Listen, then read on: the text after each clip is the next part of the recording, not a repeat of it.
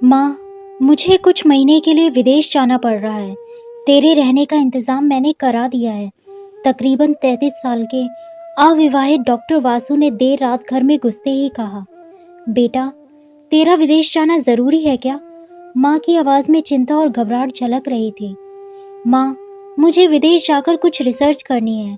वैसे भी कुछ ही महीनों की तो बात है, वासु ने कहा। जैसी तेरी इच्छा, मरी सी आवाज़ में माँ बोली।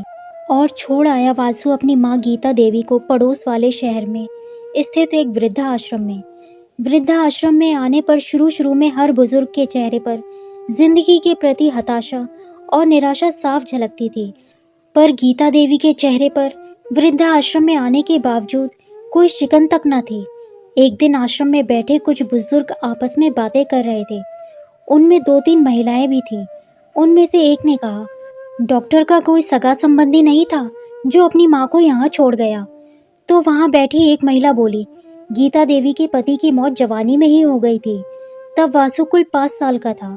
पति की मौत के बाद गीता देवी और उसके बेटे को रहने और खाने के लाले पड़ गए। तब किसी भी रिश्तेदार ने उनकी मदद नहीं की। गीता देवी ने छोटे बच्चों को पढ़ाकर अपने बेटे को पढ़ाया। बेटा भी पढ़ने में बहुत तेज था, तभी तो वो डॉक्टर बन सका। वृद्धा आश्रम में करीब 6 महीने गुजर जाने के बाद एक दिन गीता देवी ने आश्रम के संचालक विजय वर्मा के ऑफिस के फ़ोन से अपने बेटे के मोबाइल नंबर पर फ़ोन किया और कहा, वासु, तुम हिंदुस्तान आ गए हो या अभी अमेरिका में ही हो? माँ, अभी तो मैं अमेरिका में ही हूँ, वासु का जवाब था। 3-3, 4-4 महीने के अंतराल पर गीता देवी वासु को फ़ोन करती तो उसका एक ही जवाब होता, मैं अभी वहीं हूँ, जैसे ही अपने देश आऊँगा तुझे बता दूंगा। इस तरह तकरीबन 2 साल गुजर गए। अब तो वृद्धा आश्रम के लोग भी कहने लगे कि देखो कैसा चालाक बेटा निकला, कितने धोखे से अपनी माँ को यहाँ छोड़ गया।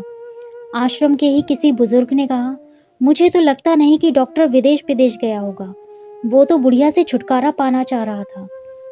तभी किसी और बुजुर्ग ने कहा, मगर वो तो शादीशुदा भी नहीं था। अरे होगी उसकी कोई गर्लफ्रेंड जिसने कहा होगा कि पहले माँ के अलग रहने का इंतज़ाम करो, तभी मैं तुमसे शादी करूँगी। 2 साल आश्रम में रहने के बाद अब गीता देवी को भी अपनी नियति का पता चल गया। बेटे का गम उसे अंदर ही अंदर खाने लगा। वो बुरी तरह टूट गई। फिर 2 साल आश्रम में और रहने के बाद एक दिन गीता देवी की मौत हो गई। उनकी मौत पर आश्रम के लोगों ने आश्रम के संचालक वर्मा जी से कहा, इसकी मौत की खबर इसके बेटे को तो दे दो। हमें तो नहीं लगता कि वो विदेश में होगा, वो होगा यहीं कहीं अपने देश में। 4 साल से ये बेचारी उसे देखने को तरस रही थी। इनके बेटे को मैं कैसे खबर करूं? उसे मरे तो 3 साल हो गए। वर्मा जी की यह बात सुन वहां पर उपस्थित लोग चौंक गए। उनमें से एक बोला, अगर उसे मरे 3 साल हो गए तो गीता देवी से मोबाइल पर कौन बात करता था? वो मोबाइल तो मेरे पास है जिसमें उसके बेटे की रिकॉर्डेड आवाज़ है, वर्मा जी बोले। पर ऐसा क्यों? किसी ने पूछा।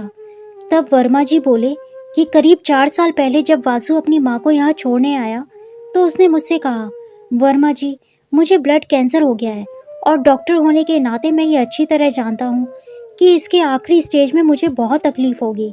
मेरे मुंह से और मसूड़ों से आदि से खून भी आएगा। मेरी ये तकलीफ माँ से देखी ना जा सकेगी, वो तो जीते जी ही मर जाएगी। मुझे तो मरना ही है, पर मैं नहीं चाहता कि मेरे कारण मेरे से पहले मेरी माँ मरे।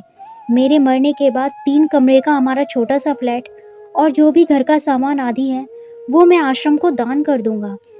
यह दास्तां सुन वहां पर उपस्थित लोगों की आंखें झलझला आईं। गीता देवी का अंतिम संस्कार आश्रम के ही एक हिस्से में कर दिया गया।